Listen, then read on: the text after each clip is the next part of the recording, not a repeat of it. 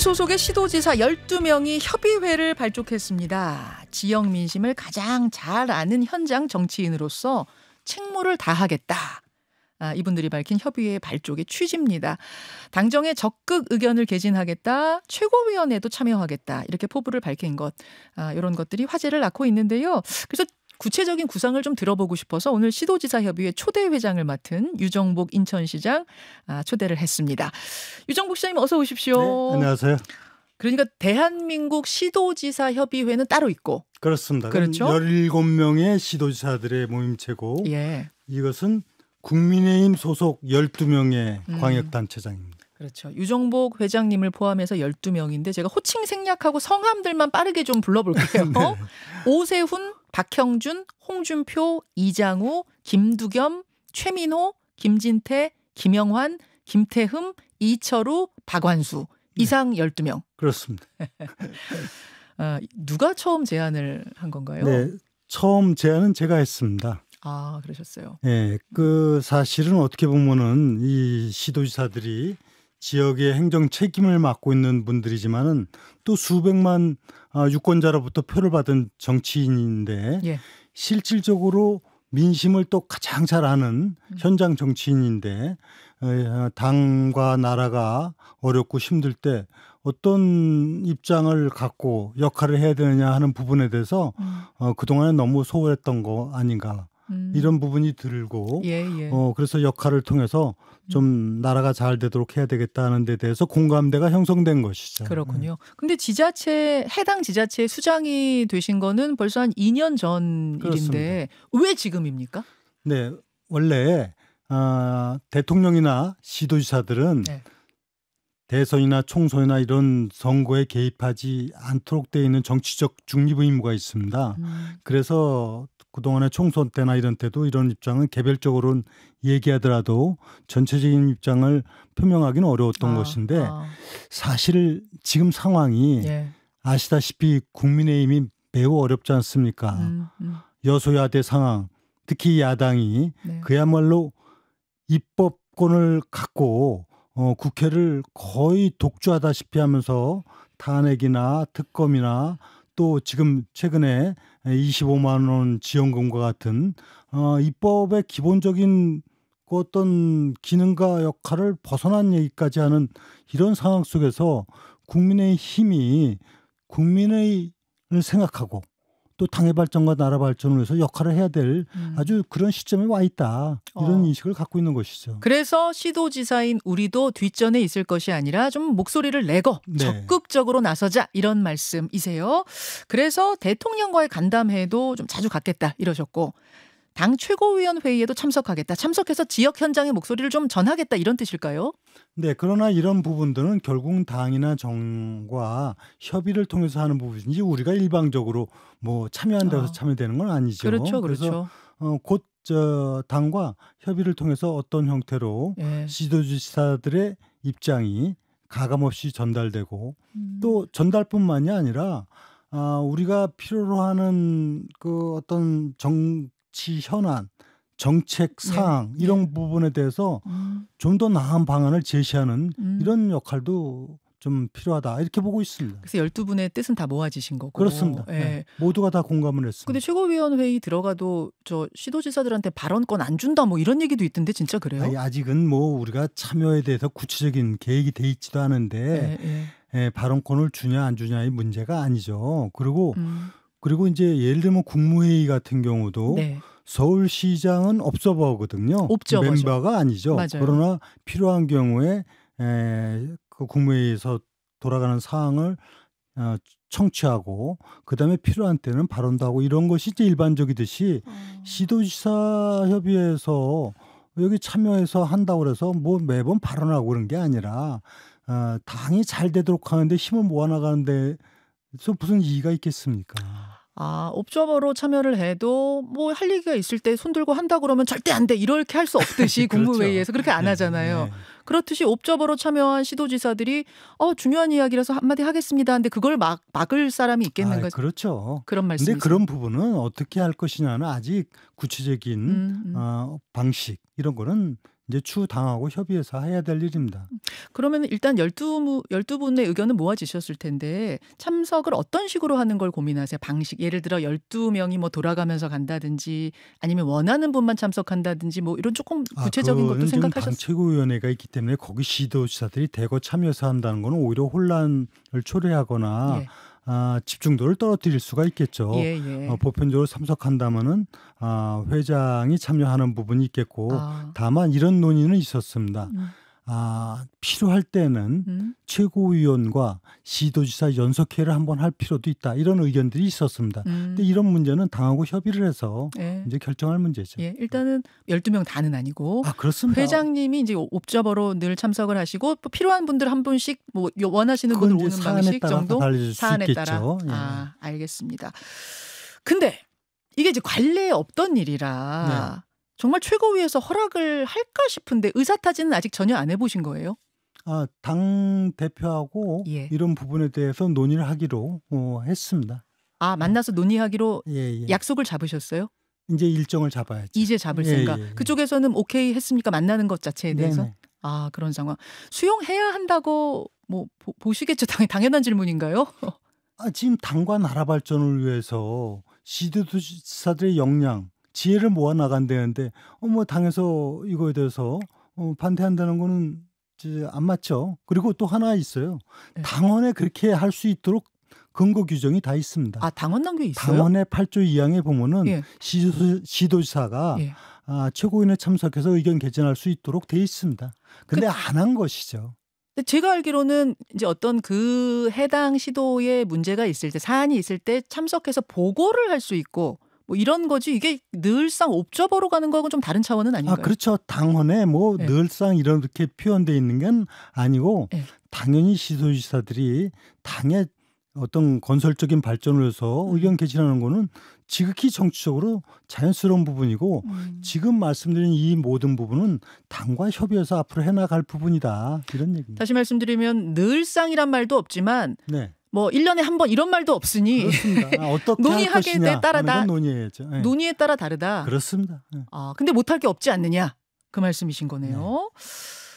알겠습니다. 제가 지금 이제 당연한 질문인가요? 라고 말씀드린 이유는 12분은 의견을 모으셨는데 제가 그런 질문을 드리는 게 좀 당연하냐 아니냐 그 말씀이신데 그 말씀이었습니다. 근데 지도부에서도 정말 당연하게 생각할까 의문이 드는 건 이런 거예요.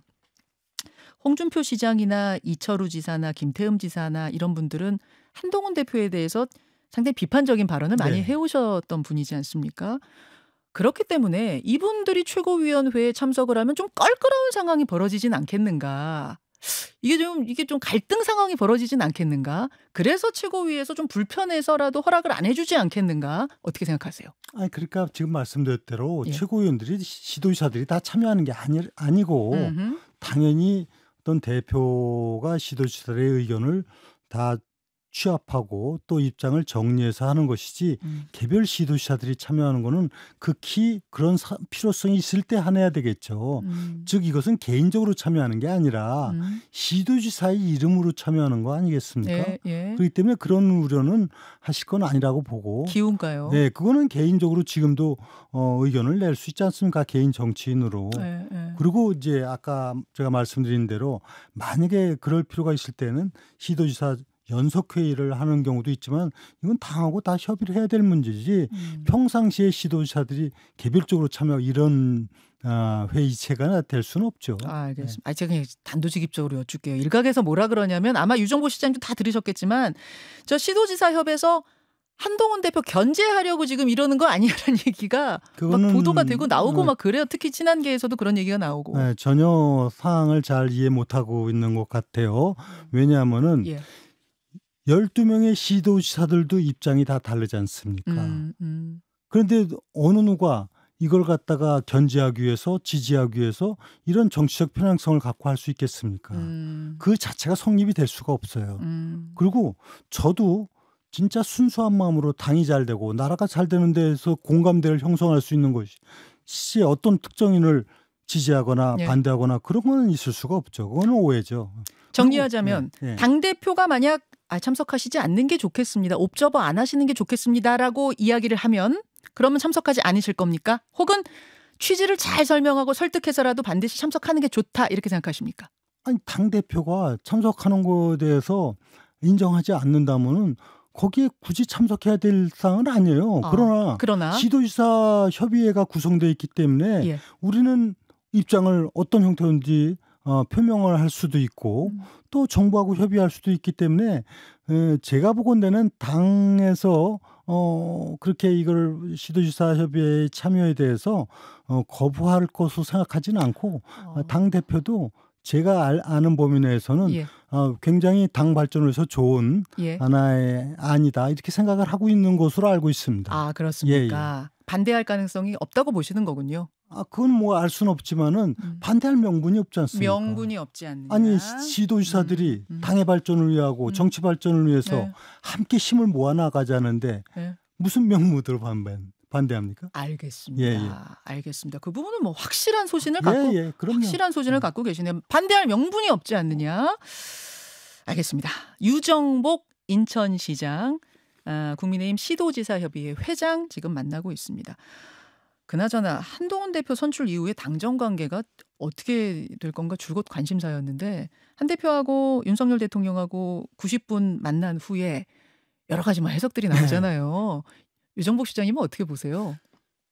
그래서 이제 정치적으로 예. 표명되는 얘기들에 대해서는 뒤에 이제 그 이면에 무슨 일이 있느냐, 복선은 뭐냐 이런 얘기를 많이 하지 않습니까? 그런데 사실 한동훈 대표하고 또 윤석열 대통령하고 만나서 이제 당 운영과 관련해서 많은 얘기를 나눴겠죠. 그런데 우리가 읽을 수 있는 거는 알아서 잘해달라 이렇게 표명이 돼 있지 않습니까? 그렇죠. 그러면은 이걸 어떻게 해석하느냐? 그걸 이제 여러 가지 정황을 보고 사람들이 추정을 하는 것이죠. 네. 근데 저는 이런 문제에 대해서는 일단은 있는 그대로를 받아들이되 다만 그 행간에는 대표가 권한을 갖고 당을 운영해 나가는 일 동시에 대표가 또 책임져야 되는 위치에 있기 때문에 정말 책임과 권한을 잘 행사해서 당이 잘 됐으면 좋겠다는 그런 좀 원론적인 얘기를 드릴 수밖에 없고 그 여러 가지 이제 두 분과의 관계라든가 이런 부분 또 말씀드리기에는 한계가 있는 것 같아요. 원론적인 얘기를 드릴 수밖에 없다라고 말씀하시니까 원론적이지 않은 얘기 뭔가 더 궁금해지네요. 아니 왜냐하면은 그 다음 날 보여지는 이제 이 모습들이 정점식 정책위 의장이 사퇴 안 하겠다 이러고 한동훈 대표가 정점식 정책위 의장을 불러서 얘기했다 그러고 나서 자진 사퇴를 발표는 했는데 뒤끝이 있었어요. 원래 내 임기는 1년이다 뭐 이런 이야기도 하고 원내 대표가 알아서 후임자 잘 뽑아라 뭐 이런 이야기도 하고 그게 묘한 파장을 났습니다. 정치는 이제 여러 가지 이해관계가 복잡한 거를 조정해 나가는 과정인데 현실이라는 것도 매우 중요합니다. 당의 대표를 하고 있는 그 한동훈 대표 체제 중심이 될 수밖에 일단 없기 때문에 정점식 정책위의장도 당의 분열을 막기 위해서라는 얘기를 했지 않습니까? 그랬습니다. 그 얘기는 일단은 당이 화합하고 그 속에서 미래로 가기 위한 당원과 민심의 반영을 그걸 자기가 뭐 받아들이지 않을 수 없다 이렇게 이해를 할 수 있고요.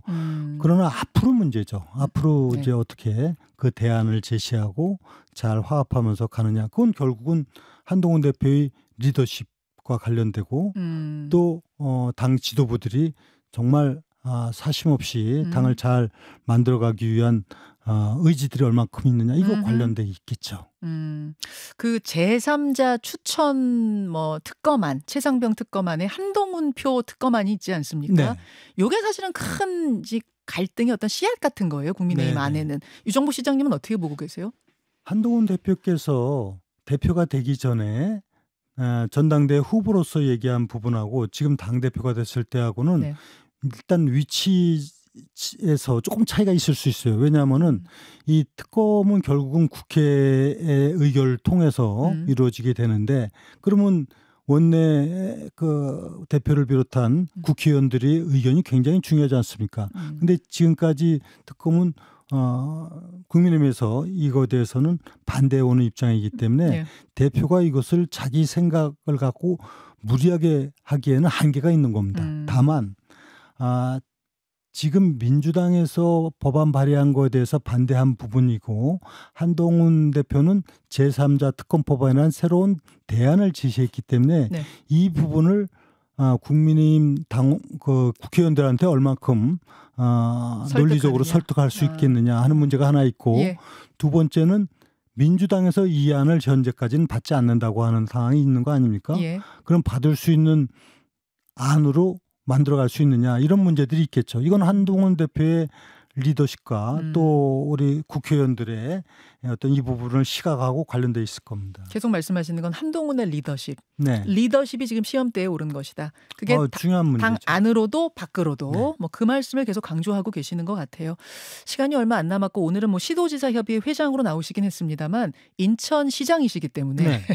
인천에 관련된 이슈 짧게 하나만 여쭐게요. 최근에 제가 굉장히 재미있게 들었던 것이 뭐냐면 천원 주택 공급 사업. 네. 예, 인천시에서 그러니까 저출생 대책의 일환으로 1억 플러스 아이드림이라는 것을 해서 이것도 굉장히 흥미로웠잖아요. 네. 1억을 지원하는. 이어서 천원 주택 공급 사업. 이건 어떤 겁니까? 저출생 문제가 대한민국을 아주 심각한 위기로 몰아넣고 있지 않습니까? 네. 그런데 신혼부부들이 맞닥뜨리는 가장 첫 번째 문제는 집, 살 곳 아닙니까? 주택 정책을 이번에 발표하면서 처음에는 내 집을 사기보다는 보통 전세 임대주택을 많이 살지 않습니까? 네. 그런데 이에 대한 부담이 큽니다. 보통 신혼부부들이 자기 소득 대비 25%가 주거비로 들어가거든요. 맞아요. 예. 그래서 인천시에서는 지금 뭐 30만 원대에서 7, 80만 원대에 들어가는 월 임대료를 3만 원, 즉 하루 1,000원. 그럼 월 3만 원 아닙니까? 3만 원에 살 수 있도록 하고 나머지 금액을 인천시에서 지원하는 천원 주택 공급을 마련한 것입니다. 이렇게 해갖고 지금 뭐 굉장히 큰 선풍적인 여론의 호응을 얻고 있고 이 수요자들이 반응이 뜨겁습니다. 그래요. 바로 이런 정책이 체감 지수가 높은 정책이다. 저출생 문제를 극복하는 데 있어서 시민 체감 지수가 높은 정책이다. 이거를 저는 강조하고 싶고 이런 것은 사실 인천시의 문제가 아니라 대한민국의 문제이기 때문에 이런 것을 정부의 정책 대전환을 촉구하는 거거든요. 지난번에 1억 플러스 아이드림을 발표했습니다. 예. 사실 이 부분도 굉장히 큰 호응을 얻고 있고 바로 어제부터 시행을 합니다. 1억 플러스 아이드림 그리고 아이 플러스 집드림 천원 주택 그리고 내 집을 마련할 땐 또 1% 대출이자 이런 정책을 통해서 저출생 문제를 극복하는 데 인천시가 선도를 해 나가겠다는 부분입니다. 제가 그 얘기 듣고 귀가 솔깃했어요. 네. 1,000원? 네. 1,000원에 집을 준다고? 되게 취지가 좋은데 문제는 돈이잖아요. 네네. 이거 인천시 재원 마련은 충분히 네. 가능합니까? 네. 뭐 문제가 없습니다. 다시 말씀드리면 천원 주택을 내년부터 1,000호를 공급하는데 또 1% 그러니까 1,000원 주택을 1,000호를 공급한다고요? 1,000호. 1,000호를 공급하는데 이에 따른 예산이 36억 들어갑니다. 36억이요? 네, 인천시 예산이 15조 6천억입니다. 0.01%도 되지가 않습니다. 생각보다는 그렇게 많이 들어. 근데 1,000호면 그러니까 1,000커플이잖아요. 네네. 좀 너무 적은 건 아니에요? 지금 이제 신혼부부들이 내 집을 아예 마련하는 경우도 있고 뭐 부모가 사준다든가 기타 다양한 방법이 있습니다. 1,000호를 한 것은 여러 가지 지금 결혼하는 부분을 분석을 해보니까 이 정도 출발하면 되겠다 하는 생각이고 만약에 이에 대한 더 수요자가 늘어날 경우에는 추가 공급을 하는데 인천시가 갖고 있는 주택을 공급하는 거 외에 신혼부부가 이런 집에서 살고 싶다 하고 본인이 신청을 하면은 인천시가 대신 임대차 계약을 맺어주고 역시 3만 원으로 다 공급을 해주는 3만 제도입니다. 원. 알겠습니다. 이제 인천시가 어떻게 해나가는지를 보면서 아마 다른 시도에서도 관심을 가질 것 같아요. 잘하나 못하나 성공하나 실패하나. 그래서 이게 굉장히 중요한 갈림길에 있습니다. 새로운 모델이 될 것 같아서요. 이미 다른 지방정부에서 문의가 쇄도하고 있습니다. 여기까지 오늘 말씀 듣죠. 유정복 인천시장 국민의힘 시도지사 협의회 회장 만났습니다. 고맙습니다. 네, 감사합니다. 김현정의 뉴스쇼는 시청자 여러분의 참여를 기다립니다. 구독과 좋아요, 댓글 잊지 않으셨죠? 알림 설정을 해두시면 평일 아침 7시 10분 실시간 라이브도 참여하실 수 있습니다.